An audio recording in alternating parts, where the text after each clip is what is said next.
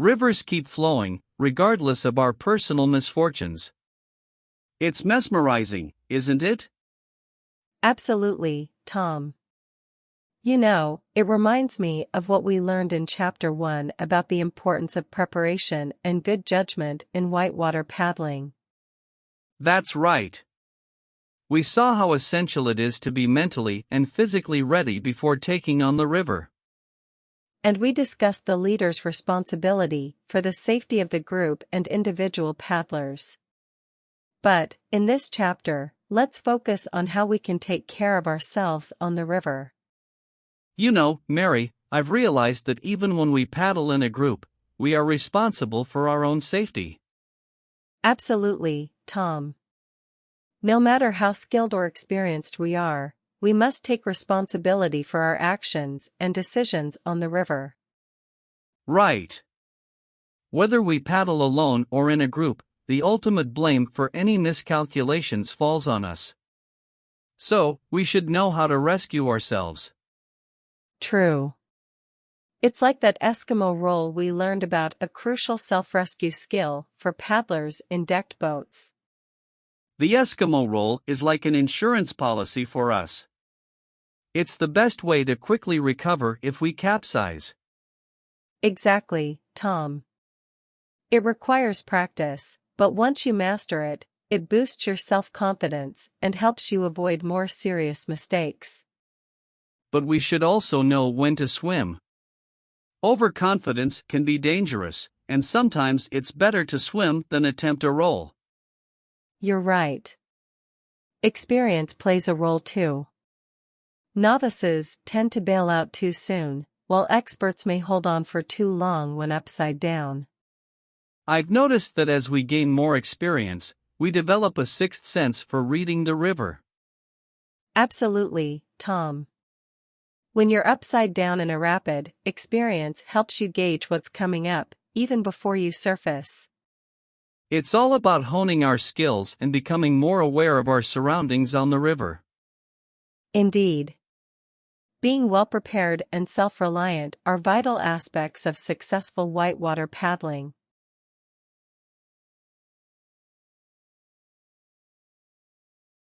Hey Mary, remember what we learned about swimming with boats if we capsize? Absolutely. When we capsize, it's important to get to the upstream side of the boat to avoid any potential hazards downstream. Right. And if things look bad, we should abandon the boat and swim for shore. Safety first. Definitely. But if it seems safe, we can swim to the upstream end of the boat, grab the painter, and swim it to shore. It's crucial to assess the situation before attempting any self-rescue technique. Speaking of self-rescue, what should rafters do if the raft flips? Good question. Rafts can't be rolled like kayaks, so they need a different approach. If it happens close to shore, the best option is usually to get the boat into shore. Right. One method is for the rafters to climb on top of the capsized raft and paddle it to shore, checking downstream for any obstacles. Another option is using a throw bag with a carabiner pre-attached, so a crew member can swim to shore and pendulum the raft in. But what if there's no way to throw a bag from shore? Can the crew still swim the raft to shore? Yes, they can try by holding onto the deerings or painters, but they need to be careful, especially in rocky rivers. Swimming with a boat or raft can be risky, especially in cold water. Hypothermia is a concern. That's true. In big water, staying on the upstream side of the boat is essential for safety. But how can paddlers reduce their exposure to cold water if they capsize in a swamped-decked boat? If possible, they can crawl on top of the boat and paddle it like a surfboard. It gives them extra buoyancy and reduces exposure. In the heat of the moment, it's easy to forget about equipment, but hanging on to it during a swim is a good idea if we can manage. Absolutely. Our lives are more important than equipment, but if we can hold on to it without risking our safety, it's a bonus. I remember a tragic incident on the Chattooga River, where a paddler drowned because she clung to her boat rather than throwing a rope. Yes, it's a sad reminder that quick decision-making can make all the difference in a rescue situation. Let's make sure we're well prepared and stay focused on safety while enjoying this thrilling adventure.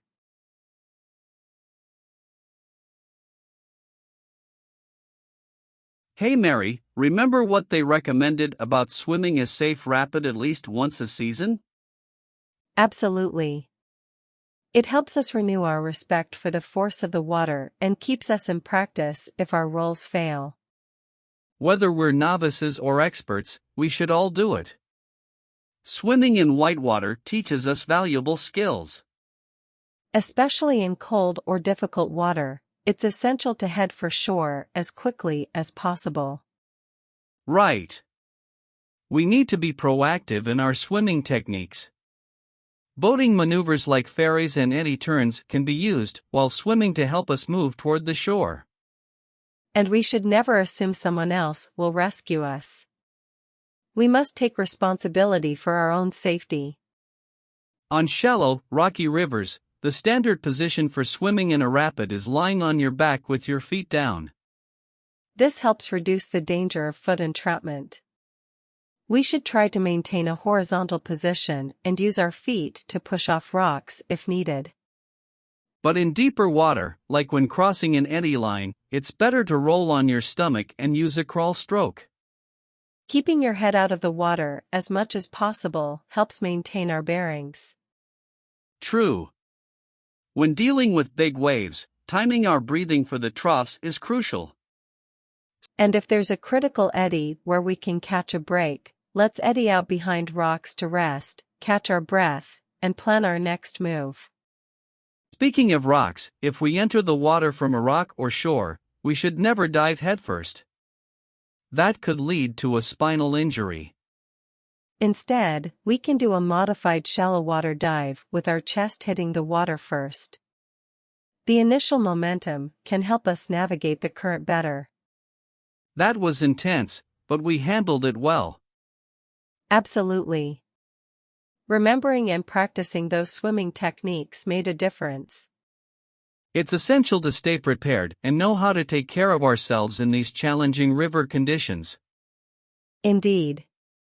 Let's keep these lessons in mind as we continue our whitewater paddling adventures.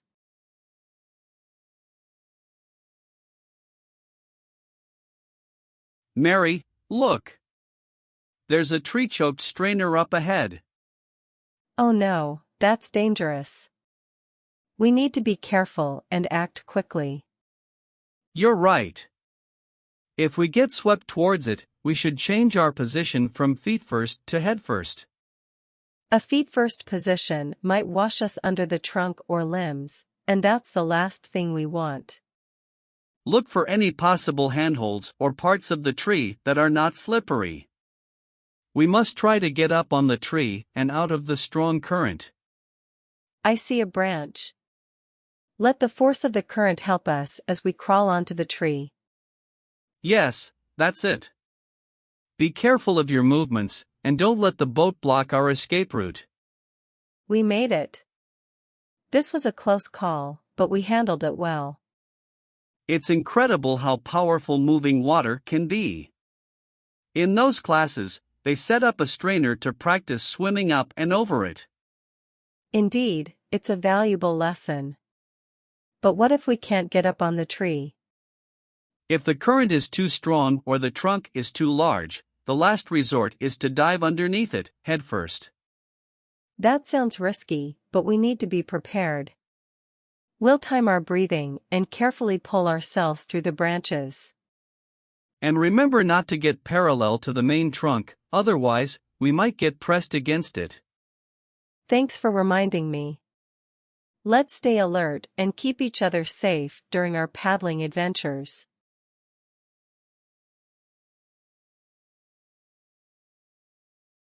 Mary, be careful. We're heading towards a broach situation. What should we do? I've heard it can be really dangerous. If the boat gets pushed sideways onto a solid object, it can collapse and trap us. That's not good.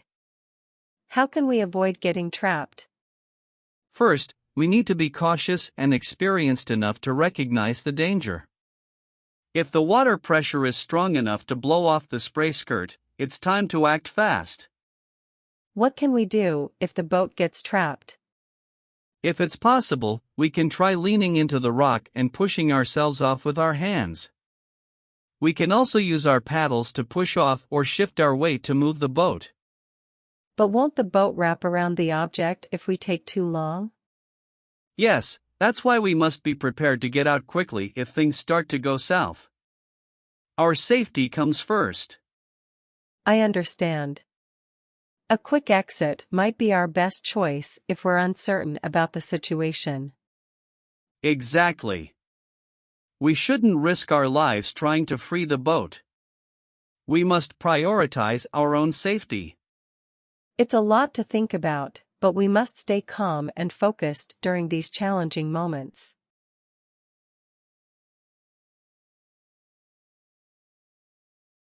Mary, be cautious of that hole. We need to approach it carefully. Is it safe to go through? Let's take a moment to examine it. Look for any water flowing out of the sides and see if there's a potential escape route in case we get stuck. I see some backwash on the left.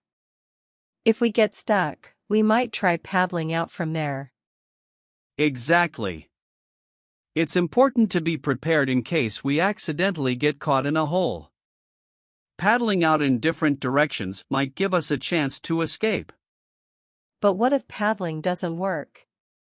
If paddling fails, we can try turning over in the hole and extending the paddle. Sometimes the downstream current can pull us out. And if that doesn't work either? If we're still stuck and running out of options, we might have to pop the spray skirt and swim for it. But we must be careful not to exhaust ourselves in the turbulent water. I hope it doesn't come to that. Swimming in a violent hole sounds frightening. It is, but remember, our safety is the priority. If we can't get out, the best escape is to slip upside down and dive down under the backwash. I'll do my best to stay calm and follow your lead. Look over there, a raft is stuck in a hole. What should the rafters do? They should high side to the downstream side of the raft to keep it from flipping. But if the raft starts spinning, they'll need to act quickly to maintain their weight downstream. What if the raft fills with water? If that happens, they can try paddling it out or roping it out from shore. However, if it's too heavy or risky, they may have to leave the raft in the hole and swim out. That sounds dangerous, especially if someone gets trapped under the raft. It is, and it's essential for the rafters to stay together and help each other if anyone gets trapped.